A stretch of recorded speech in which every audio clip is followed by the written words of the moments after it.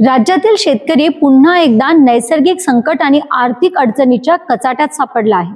नांदेड जिल्ह्यातील अर्धापूर तालुक्यातील कलदगाव येथील एका महिला शेतकऱ्याचा आक्रोश सध्या सर्वांचे लक्ष वेधून घेत आहे। आम्हाला गॅस नको, आम्हाला लाडक्या बहिणीचे पैसेही नकोत, आमच्या शेतमालाला योग्य भाव द्या आणि संपूर्ण कर्जमाफी करा, अशी मागणी करताना या महिला शेतकऱ्याला अश्रू अनावर झाले। मृग नक्षत्रात झालेल्या अल्प पावसाच्या भरोशावर कपाशीची लागवड करण्यात आली होती, मात्र आता पावसाने पाठ फिरवल्याने पीक जगवण्यासाठी शेतकऱ्यांची अक्षरशः धडपड सुरू झाली आहे। पाहूया हा विशेष रिपोर्ट। जून महिना संपत आला तरी राज्यातील अनेक भागांमध्ये पावसाने अद्याप समाधानकारक हजेरी लावलेली नाही। मृग नक्षत्रात झालेल्या तुरळक पावसांच्या भरोशावर शेतकऱ्यांनी कपाशी आणि सोयाबीनची पेरणी केली, मात्र त्यानंतर पावसाने दंडी मारल्याने पिके करपण्याच्या मार्गावर आहेत। नांदेड जिल्ह्यातील अर्धापूर तालुक्यातील कलदगाव येथेही अशीच परिस्थिती निर्माण झाली आहे। येथे शेतकऱ्यांनी मोठ्या आशेने कपाशीची लागवड केली, मात्र आता पावसाअभावी ही पिके वाचवण्यासाठी शेतकऱ्यांना मोठी कसरत करावी लागत आहे। दूरवरून हंड्याने पाणी आणून कपाशीच्या रोपांना पाणी घालण्याची वेळ शेतकऱ्यांवर आली आहे। एकीकडे उत्पादन खर्च वाढत आहे, तर दुसरीकडे निसर्गही साथ देत नसल्याने शेतकरी हवालदिल झाला आहे। आपली व्यथा मांडताना महिला शेतकरी पद्माबाई गव्हाणे यांना अश्रू अनावर झाले। आम्हाला कोणत्याही योजना नकोत, आमच्या शेतमालाला योग्य भाव द्या आणि संपूर्ण कर्जमाफी करा, अन्यथा आत्महत्येशिवाय पर्याय उरणार नाही, अशी हतबल प्रतिक्रिया त्यांनी व्यक्त केली। तर शेतकरी रावसाहेब गव्हाणे यांनी देखील पावसाअभावी कपाशीचे पीक वाचवण्यासाठी सुरू असलेल्या संघर्षाची माहिती दिली। शासनाने तातडीने शेतकऱ्यांच्या प्रश्नाकडे लक्ष देण्याची मागणी त्यांनी केली।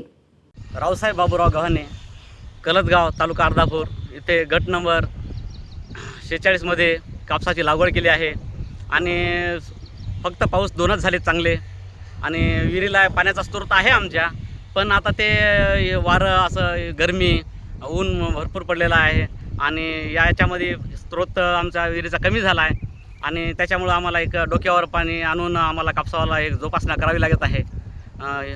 आमची खूप आतोनात बेजारी होत आहे आणि याच्या आम्हाला हे पिकाला जीवदान देऊनच आम्हाला हे असं पिकाचं उत्पन्न घ्यावं लागणार आहे। काय सरकारकडे काय मागणी करणार आहे पिकाबद्दल? या पिकाबद्दल आम्ही सरकारकडे एवढीच मागणी करणार आहोत की आम्हाला हमी भाव आणि कर्जमाफी द्यावं। हमी भाव तर देवाच द्यावा आणि कर्जमाफी का द्यावं याचं कारण आहे की आम्हाला हे शेतीमध्ये काहीच उरत नाही। खर्च, बी बियाणं, रोजंदारी, घर खर्च हे भागवण्यासाठी आम्हाला ही कर्जमाफीची अत्यंत नितांत गरज आहे। बरं, आता 4-5 मी या याच्या कापसाची लागवड करण्यासाठी आम्ही 4-5 महिला लावल्यात। पाणी टाकायचं आणि पाणी टाकण्याचं काम चालू आहे।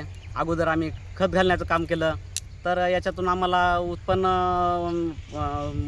किती होईल आणि आम्हाला हे खर्चच आमचा निघणार नाही अशानं, तर आम्ही शेतकऱ्यांना खूप अडचणीचं आमचं जीवन आम्ही जगत आहोत।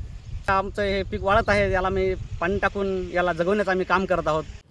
राज्यातील लाखो शेतकरी सध्या पावसाच्या प्रतीक्षेत असून पिके वाचवण्यासाठी जीवाचे रान करत आहेत।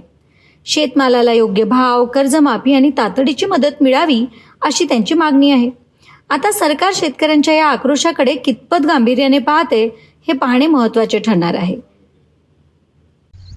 मालाला भाव भेटाव, आमचं कर्ज माफ व्हावं, आम्हाला सवलती भेटाव तर आम्ही जगतो, नाही तर आमचा आत्महत्याशिवाय पर्याय नाही। आम्ही लेकरं बाळ येऊन त्या याच्यामध्ये करू शकतो आत्महत्या।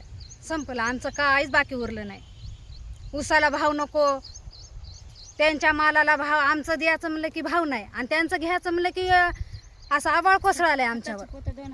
2000ला झाली बहीण। लाडक्या बहिणीचं काय होते, सका भाऊ होई ना, ह्यानं दिलेलं झोळीतलं दान काय पुरी होते आम्हाला? आम्हाला आमच्या मालाला भाव राहावा, आम्हाला लाडकी बहीण नको ना लाडका भाव नको। आमची हिंमत जगण्यात आम्ही कसंही जगू शकतो, पण लाडक्या बहिणीवर आमचं काहीच होईना। आमचं सारं उद्ध्वस्त झालं, सोनं वाढून गेलं, चांदी वाढून गेली, आमच्या मालाला भाव नाही, काय ना सोरांदी आणि लाडक्या बहिणी कशाच्या आम्हाला तर रुपये आला नाही आणि आम्ही घेतला नाही। लाडकी बहीण त्याच्यातच सुखी हो। जर आमचा याचा भाव लागला तर त्याला आशीर्वाद, आणि नाही लागला तर त्याचा हे आहे बघा, धूळधान आहे। आमची जशी केली त्यानं सारं नाशिलंय, महाराष्ट्राला असं नाशविलंय आणि त्याचंच भांडण लागालंय. हे असा ते तसा, उद्धव ठाकरेचं, बाळासाहेब याचं, राहुल गांधीचं आणि त्या एकनाथ शिंदेचं, ते दादा तर गेली निघून दुनिया सोडून.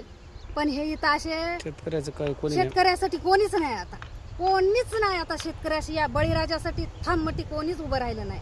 फक्त आम्ही शेतकरी करतो ते खातात आणि डेअरिंगनं टाईटमध्ये त्या ड्रॅगनिंगचे कपडे घालून ओकेमध्ये फक्त आमची माती शेतकऱ्याची. आम्हाला एवढीच आमची विनंती आणि अर्जी. आज या काळ्या माई शपथ घेऊन सांगतो, आम्ही अशी मेहनत, अशा आमच्या अश्रू खळगळत आहेत. आमचे लेकरं आम्ही कशानं जगिली आणि कशी शिकली ते मला माहिती. मी आज अशी जाशीची राणीसारखी उभी आहे. फक्त या देवेंद्र फडणवीसनं आमचा न्याय करा, आम्हाला कर्जमाफी करा, आमच्या मुलाला भाव द्यावा. याचा गॅस नको, नाही याची लाडकी बहीण नको. आम्हाला फोडणी स्वस्त करा, साखरपत्ती स्वस्त करा आणि आमच्या मातीला भाव द्यावा. फक्त एवढी आमची अर्जी आहे.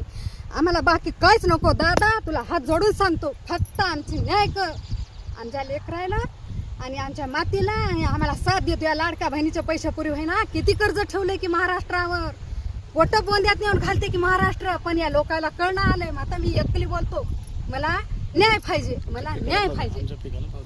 आमच्या पिकाला भाव पाहिजे. आज आम्ही केळी लावली, केळी गेली, कापूस गेला. फक्त आमच्या पिकाला भाव पाहिजे. आणि मी सगळं सांगतो, मी हे बाया घेतल्या, मला परवडत नाही यायला कामाला लावाया द्यायला. वळालेला कापूस. हा कापूसाचा हे करा, वाळून गेला कापूसाला, लावू किती, घालू किती, काढू किती, याची इच्छाच नाही ना. शेतात गेलं, घरात गेलं तर जीव लागणार, शेतात आलं तर पिकं पहा वाटत नाहीत. अशी जीवाचे हाल होते. राज्यातील लाखो शेतकरी सध्या पावसाच्या प्रतीक्षेत असून पिके वाचवण्यासाठी जीवाचे रान करत आहेत. शेतमालाला योग्य भाव, कर्जमाफी आणि तातडीची मदत मिळावी अशी त्यांची मागणी आहे. आता सरकार शेतकऱ्यांच्या या आक्रोशाकडे कितपत गांभीर्यानं पाहते आहे हे पाहणे महत्त्वाचे ठरणार आहे.